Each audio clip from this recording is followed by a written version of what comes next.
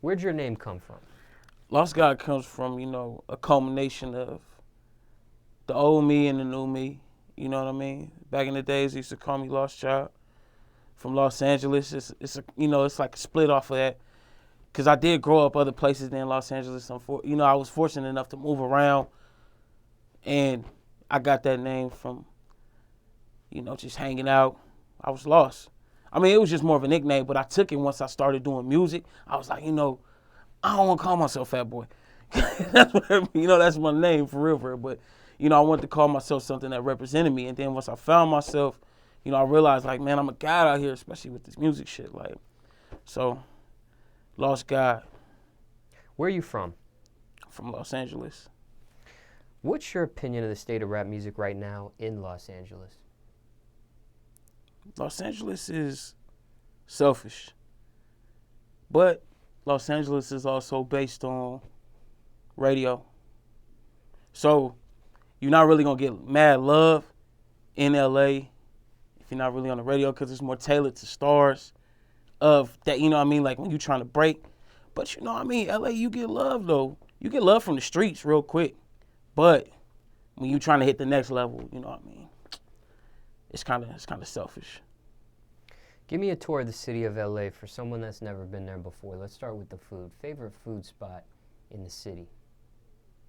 Favorite food spot. I would say, I'm a hood nigga, man. So, like, I go to the chicken spot on Manchester in Normandy. It's like the original one, you know what I mean? Like Louisiana fried chicken. That's the spot.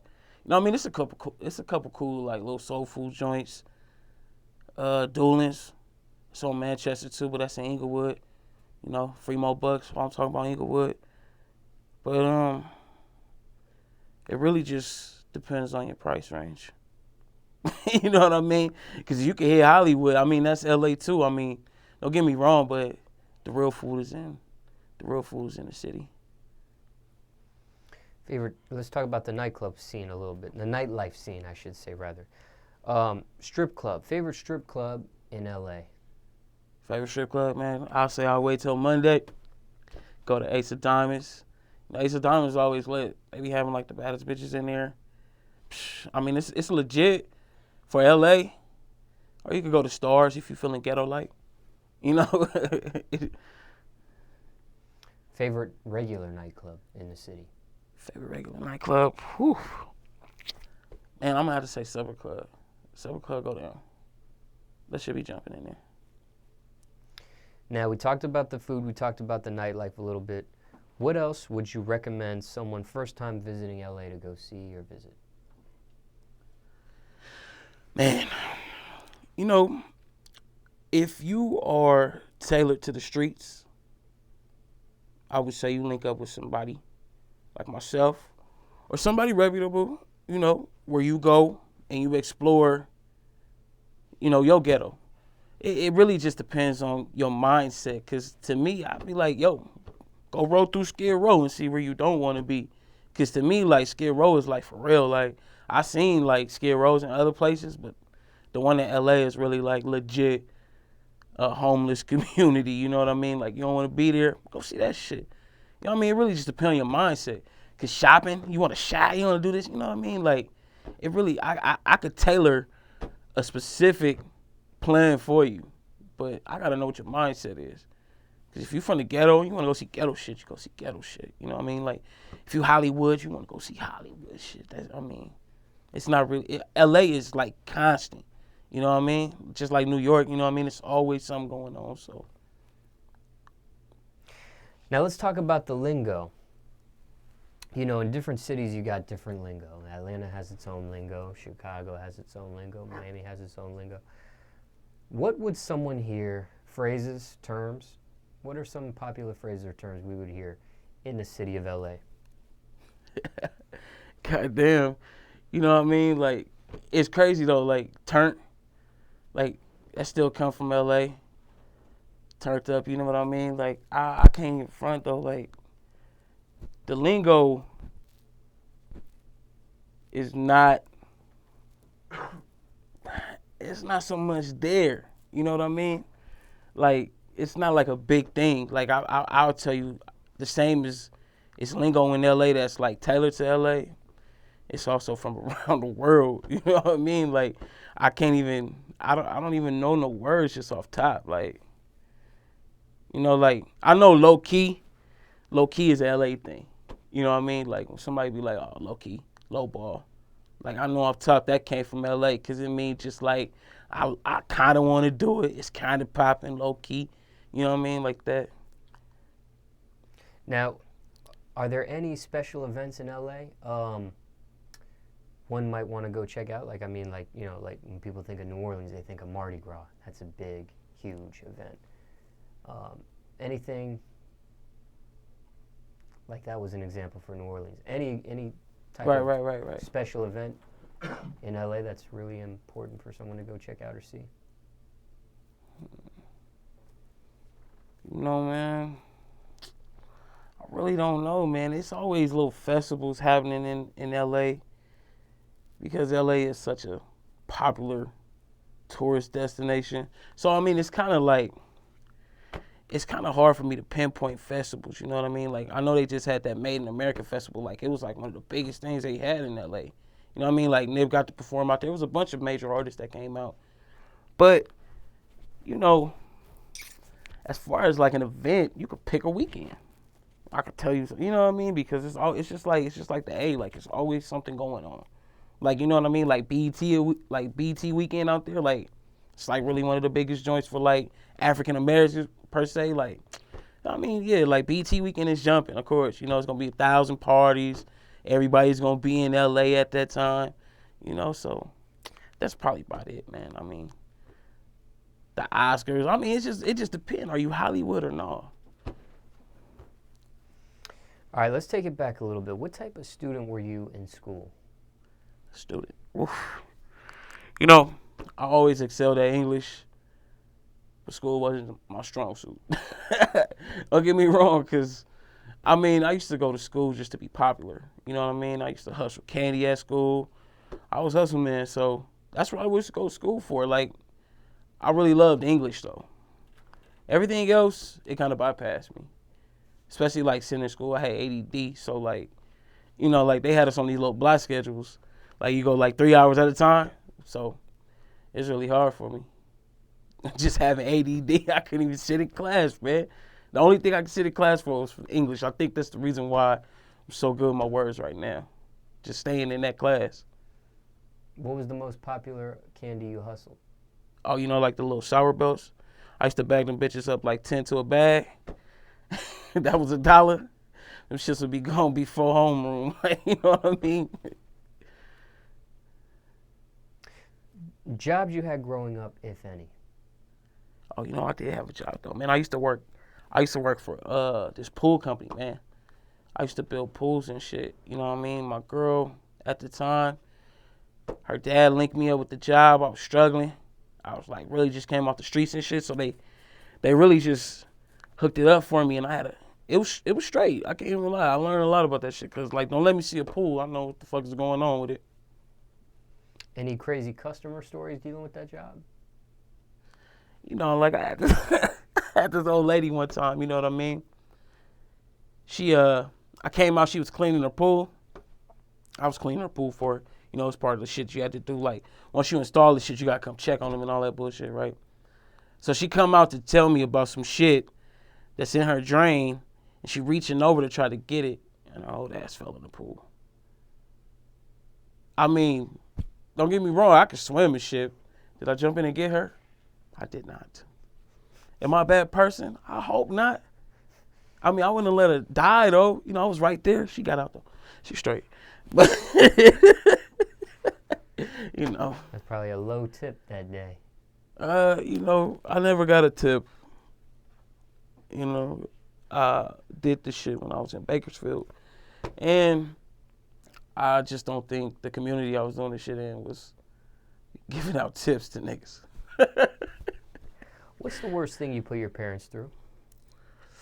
Well, really, my mama was there for me. Single parent.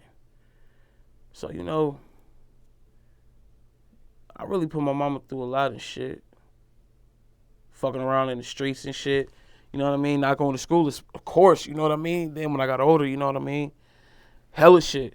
But, you know, my mama was always there for me, and I really appreciate that shit. I put her through a lot of shit. You know what I mean? It wasn't easy. I think we both might have been a little bit tad bipolar towards each other, but you know, it be like that sometimes. Like I always got that inspiration from Pac, you know what I mean? It was like Dictator and Little Dictator. You know, but now I look back upon it, you know what I mean? Like, I really don't give a fuck if I disappointed my dad. They gonna get no say. But my mama though, you know, like, this is the kind of shit I do, like, success is for her. For my son, you know what I mean? All that type shit. What's your message to the youth? My message to the youth is don't pay attention to TV. The subliminals that they giving you and shit, you know, it's really not a good future in all these subliminals. You know, if they're not telling you the real, you shouldn't even have to pay attention. A lot of kids aren't growing up within themselves, loving themselves because they're not taught that shit at home. So, and it's easy for them to find like real love in the streets because most people want to use you. But you know, once you get around that and find out, you know, you're supposed to be used, not misused or abused, you know what I mean? I feel like everybody tools and shit. So, just nurture your mind over anything. Don't let one person tell you what the right is. Because that's going to lead you down the wrong shit. If you listen to one person, you know what I mean, like me, I open up my mind. I mean, I would just want to afford that to these kids. My kid too. Like I let my kid be what he is, you know what I mean? Like, I don't want them all in them cartoons and shit. That's just hella subliminal. Like, I want to give a message to the parents, like, keep your kids off them. Like, let them read books. Like, nobody reads anymore. Like, that shit is like a lost art. It's like, reading make you soft. Like, nah, bro. Like, reading gives you intelligence. It's shit you can't learn just from watching a documentary, or that it's something you actually need to read out for yourself. Like, that's a process of learning. But, you know, hopefully it trickled down and kids get that shit, man. Let's talk music a little bit. What do you hate the most about the music industry?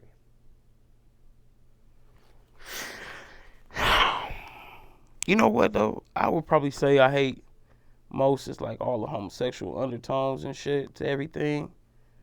I mean, don't get me wrong, like, you are what you are, but everything, it just seems like it has to be gay. Or you gotta be, you know, like, it's like, I'm saying accept motherfuckers, but like, you shouldn't have that shit pressed upon you. You know what I mean? Like, it's all through the music. It's all through the images. It's all through everything. I mean, I like the variety of music that comes from the whole overall art of it. It's an art.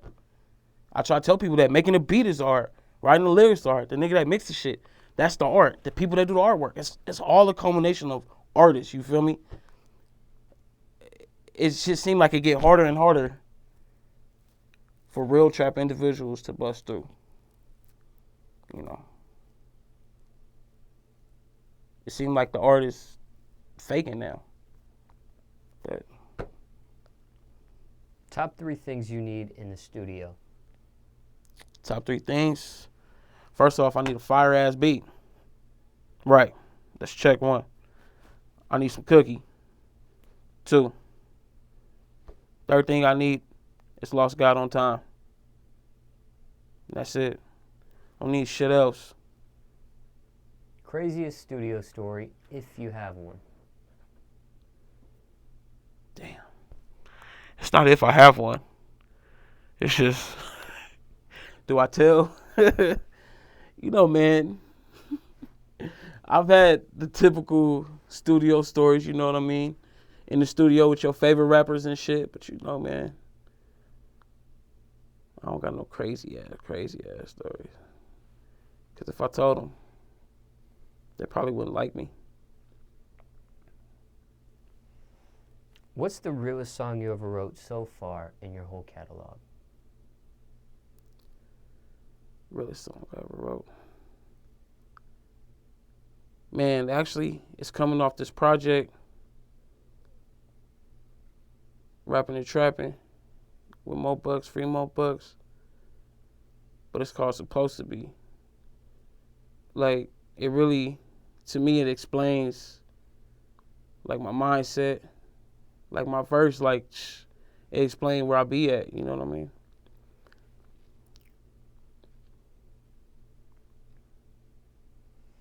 What are your keys to success? My keys to success, it really is, I want to have diversity. Because I feel if I had diversity, I could make music for anybody. You know what I mean? 2, I want to follow the path of people that done it before me. Like if I could follow success, I'm not talking about being a follower. I'm just saying follow what successful people have done. My 3rd thing would be to get Mo Bucks free. I already feel like we on a successful route because we pushing and we don't stop. You know what I mean? Like, I got Professor X, he behind me. I mean, really, that's all I need, bro. You know what I mean? Like, we got a plan. The plan is to be with the shit, and the objective is to make all these connections. Because without connections, you're not going to get nowhere. So that's all we trying to do. We trying to link in and make sure motherfuckers have our name in their mouth. You know what I mean? Like, that's the goal. Don't get slept on, man. So what you got going on right now? Most importantly, I got this project with my boy Mo Bucks. Right now, he in jail fighting a murder. So, all signs is pointing up, though, meaning he'll be home. And we pushing this project. It's called Lost God and Mo Bucks, Rapp'n and Trapp'n the Tycoon Way. The Tycoon Way meaning we trying to be tycoons, simple and plain. If you don't want to be a tycoon, you're doing it wrong. You know, the project is laced. I mean, I can't even explain it. Like, we flamed it. We got features that are flames, you feel me? We got the single we pushing right now, which is Livin, featuring Quavo and Skippa the Flippa, produced by Zaytoven, you feel me? Like, that's one of the features on there. We got the other record, Supposed to Be, produced by Day One, with Dub on there, and house production by my nigga Facial Machiavelli. We got Spiffy Global on there. We got Stat Boy Twine. Like, we went out and really got top producers and made top flight songs with them for people. You feel me? Like, it's a project. It's a real project. Don't want to call it a mixtape. I don't know what you call it, street out, but it's for the people because I got a real mixtape coming out. But this right here is for the people. Mo and Low. And what else should I touch on? You know what I mean? To us, we touched a lot of bases with it. And we linked up with DJs, you feel me? We got of course DJ Smallz hosting this shit, man. Most important motherfucking rap guy, you feel me? Finally let a nigga on the couch. But you know what I'm saying? Look, we got Hood Rich Keem on here, we got trap-a-holics. You know what I mean? We touched a lot of bases with this shit. And then we went West Coast, we got DJ Charisma on there. So, you know what I mean? Like, this shit is just not for play. Like, we really linked in, did the right shit, made the right moves, made some high quality music for motherfuckers. Like, I be having anxiety ready for this shit to hit the streets, you feel me? Like, free Mo Bucks, man. Free Mo Bucks.